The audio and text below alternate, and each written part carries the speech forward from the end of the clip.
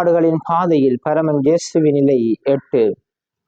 தன் பின்னால் அழுது கொண்டு வரும் பெண்களுக்கு ஆண்டவர் இயேசு ஆறுதல் கூறுகின்றார். லூக்கா நற்செய்தி 23ஆம் அதிகாரம் திருவசனம் 27 28 வரை. பெருந்திரளான மக்களும் அவருக்காக மாரடித்து புலம்பி ஒப்பாரி வைத்த பெண்களும் அவர் பின்னே சென்றார்கள். இயேசு அப்பெண்கள் பக்கம் திரும்பி, ஜெருசலே மகளிரே, நீங்கள் எனக்காக அழ வேண்டாம், மாறாக உங்களுக்காகவும் உங்கள் மக்களுக்காகவும் அழுங்கள். அன்பார்ந்தவர்களே, களைப்பு, கசையடி, சிலுவை பாரம் இவையெல்லாம் இயேசுவை வாட்டி ஆதரவற்று நிற்கின்ற போதே ஆறுதல் கொடுப்பவர் நம் தேவன் என்பதை இயேசு நிரூபித்து விட்டார். இயேசு ஆதரவற்று நிற்கின்றார். ஆனால் அவருக்கு ஒரு சில பெண்கள் ஆறுதல் கூறுகின்றார்கள். ஆனால் இயேசு அவர்களுக்கு ஆறுதல் கூறுகின்ற தேவனாக இங்கே மாறுகின்றார். போதகரே, உலக மக்களுக்கு நல்லது செய்து வந்த உமக்கே இந்த கெதி என்று புலம்புகின்றனர் அப்பெண்கள்.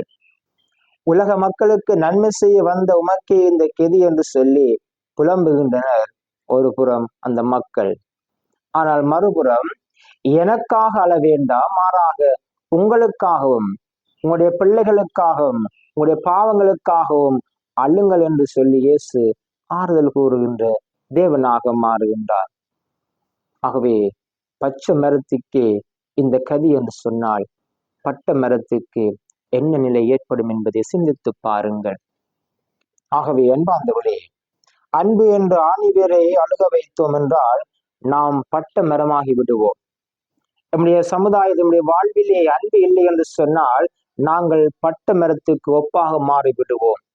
ஆகவே இங்கே இந்த பெண்கள் இயேசுவை அன்பு செய்கின்றார்கள், அவருக்காக அழுகின்றார்கள். ஆனால் இயேசு அவர்களுக்கு ஆறுதல் கூறுகின்றார்.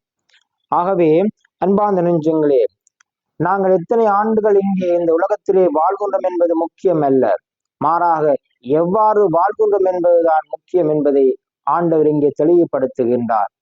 ஒருவன் துன்பத்திலே இருக்கின்ற போது நீ மகிழ்ச்சி அடையாதே, ஒருவன் கஷ்டத்திலே இருக்கின்ற போது நீ மகிழ்ச்சி அடையாதே என்பதை ஆண்டவர் தெளிவுபடுத்துகின்றார்.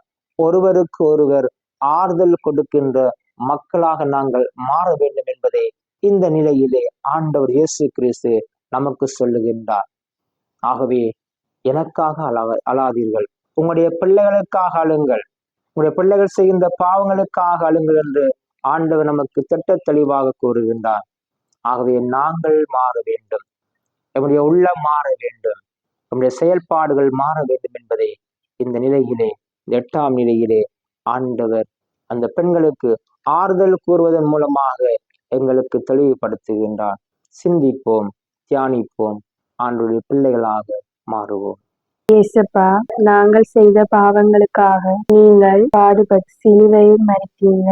ஆனால் நாங்கள் உம் வார்த்தைக்கு அதன்படி வாழாது நம் சித்தம் போல் வாழ்கின்றோம். நாம் ஒவ்வொருவரும் உம்மை போல வாழ எங்களை வழிநடத்துங்க. ஆமென்.